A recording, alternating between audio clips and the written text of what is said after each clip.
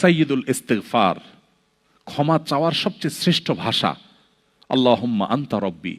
কত মধুময়, কত অর্থবহ, কত ঈমান জাগানিয়া, কত আপনার ঈমানি স্বাদ জাগ্রত করার মতো একটা দোয়া। আল্লাহুম্মা আনতা রব্বি, আল্লাহ আপনি আমার রব, আপনি আমার পালনকর্তা। আল্লাহুম্মা আনতা রব্বি লা ইলাহা ইল্লা আনতা, আপনি ছাড়া সত্যিকারের কোনো মাবুদ নেই। ওয়া আনা আবদুক ওয়া আনা আলা আহদিকা ওয়া ওয়া'দিকা মাস্তাতা'তু, আমি আপনার গোলাম, আপনার সঙ্গে আমার ওয়াদা রক্ষা করার আমি চেষ্টা করি, মাস্তাতা'তু, যতটুকু সম্ভব হয়। আউযু বিকা মিন শাররি মা সানাত, আল্লাহ যে অপকর্ম আমি করে ফেলেছি, যে গুনাহ আমি করে ফেলেছি, এই গুনাহের যে ক্ষতি, এটা থেকে আমি আপনার কাছে পানা চাই, আমাকে যেন জাহান্নাম গ্রাস না করে, এই গুনাহের ফলে দুনিয়া যেন আমার ক্ষতি না করে।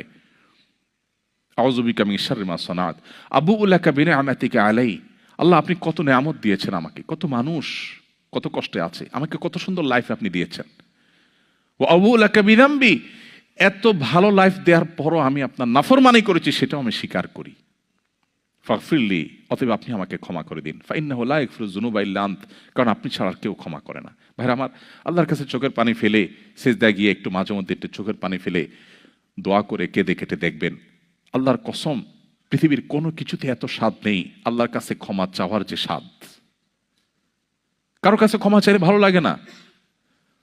আল্লাহর অলৌকিকত্ব যে তার কাছে ক্ষমা চাইলেও আপনার অন্তর দেখবেন, একটু চোখের পানি ফেলে যদি 2 মিনিট দোয়া করার সুযোগ পান, যখন উমরা যান, রমজানে যখন দোয়ার সুযোগ হয়, অথবা সারা বছর যেটা হওয়া উচিত, এই দোয়ার পর যে ফিলিংসটা হয় সেটা খুবই তৃপ্তিদায়ক।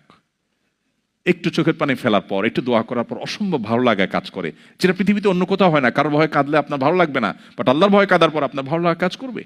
সো এই প্র্যাকটিস আমাদের হওয়া উচিত নিয়মিত। আল্লাহ আমাদের তৌফিক দান করুন।